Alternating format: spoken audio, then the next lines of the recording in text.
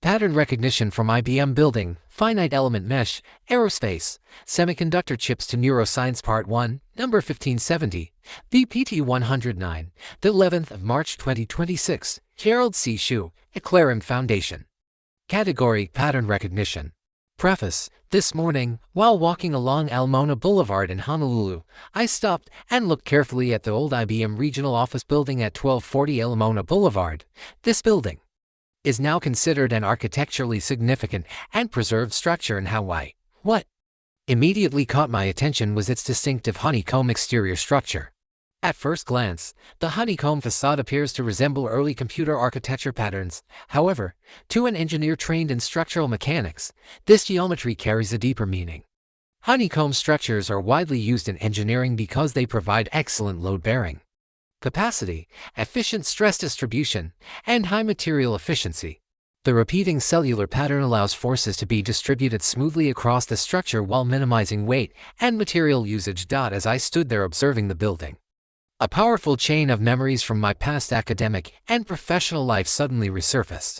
The honeycomb pattern immediately reminded me of the finite element mesh structures I studied more than 50 years ago, admit between 1972 and 1974. I studied the finite element METHFM in the Department of Aerospace Structures while simultaneously studying artificial intelligence, machine learning, and pattern recognition in the electrical engineering and computer science ECS department. The finite element method divides complex structures into thousands or millions of small interconnected elements so that engineers can analyze how stress, deformation, and energy propagate through a structure. The honeycomb facade of this IBM building visually resembles those finite element mesh cells. Long before MIT, I had already begun building the mathematical foundation for this way of thinking. I studied mathematics in Taiwan from 1964 to 1968.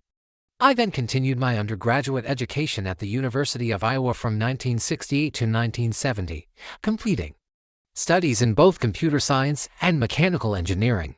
After that, I completed my MS in biomechanics in 1971.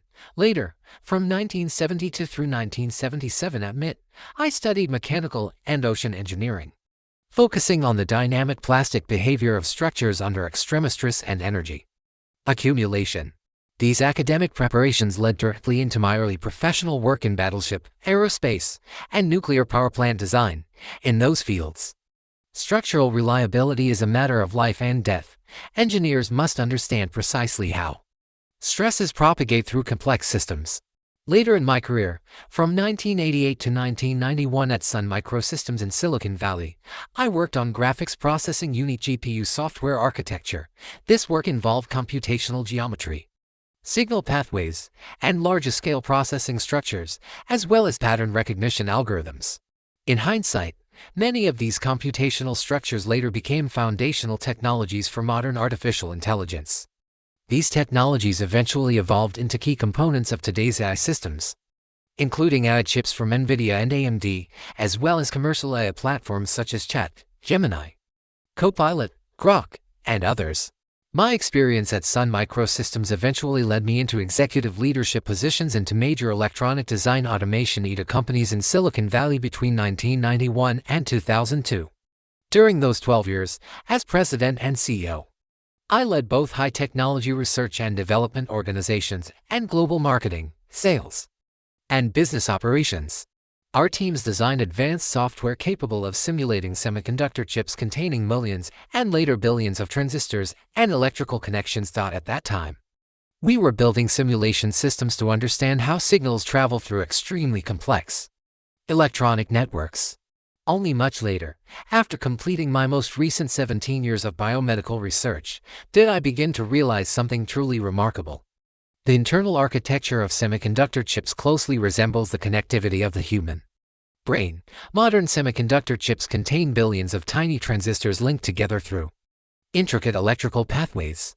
In a similar but far more complex way, the human brain contains billions of neurons interconnected through vast neural networks. In reality, neural pathways in the brain are far more complex than the electrical wiring networks found in semiconductor chips. Both systems rely on dense connectivity, signal transmission, and coordinated interactions among countless small elements. What engineers design inside semiconductor chips to process information electronically nature has already implemented within the human brain to process far more complex biological signals and human cognition. However, I did not fully appreciate the depth of this similarity until my own hemorrhagic stroke on June 21, 2025, when a stroke damages part of the brain. Certain neural pathways suddenly stop functioning, much like a damaged circuit inside a complex electronic system, yet the brain has an extraordinary ability to reorganize itself. Through neuroplasticity, surviving neurons can gradually reroute signals, form new connections, and restore partial functionality during this rebuilding and signal rerouting period. My body has often been extremely exhausted, and even my glucose stability becomes temporarily disturbed. These biological responses reveal an important difference between living neural systems and semiconductor circuits. Such physiological reactions do not occur in semiconductor chips, where electrical networks simply reroute signals without metabolic consequences.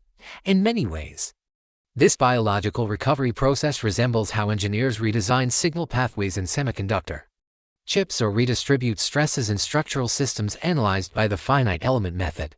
What I had studied for decades in engineering, computer science, and artificial intelligence suddenly became directly relevant to understanding the recovery process occurring inside my own brain. After the stroke, as I began studying neuroscience and neuroplasticity to understand my own recovery process, I realized that many principles I had studied throughout 6 decades of my life were deeply connected. The honeycomb cellular structure on the IBM building, the finite element meshes used in aerospace structural analysis, the geometric meshes used to analyze structural or mechanical stress distribution, the interconnected transistor networks inside semiconductor chips, and finally, the neural connectivity inside the human brain. All of these systems share a common fundamental principle. They are complex networks designed to distribute stress, transmit signals, and maintain stability under dynamic conditions. In aerospace and nuclear engineering, finite element meshes help engineers understand how stress propagates through complex structures. In semiconductor engineering, chip architectures control how electrical signals propagate through billions of transistors. In neuroscience, neural networks transmit electrochemical signals across billions of neurons. When stroke damages part of the brain must reorganize these neural pathways through a process known as neuroplasticity. In many ways, this resembles a structural system redistributing stress after local damage or an electronic network rerouting signals are on a failed component. Standing in front of the IBM building this morning, the honeycomb facade became more than an architectural design.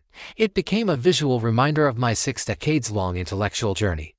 Mathematics, structural mechanics, finite element analysis, artificial intelligence, semiconductor architecture, and now neuroscience and medicine. It has taken 62 years, from 1964 to 2026, for me to fully recognize the deep connections among these many different disciplines. At the heart of all of them lies the same fundamental scientific principle: pattern recognition within complex interconnected systems. Perhaps that is why, even after experiencing the stroke, my mind continues to search for patterns. The training of a lifetime still guides how I observe the world, how I analyze massive data, and how I understand the remarkable adaptive capacity of the complex human brain. This is part 1.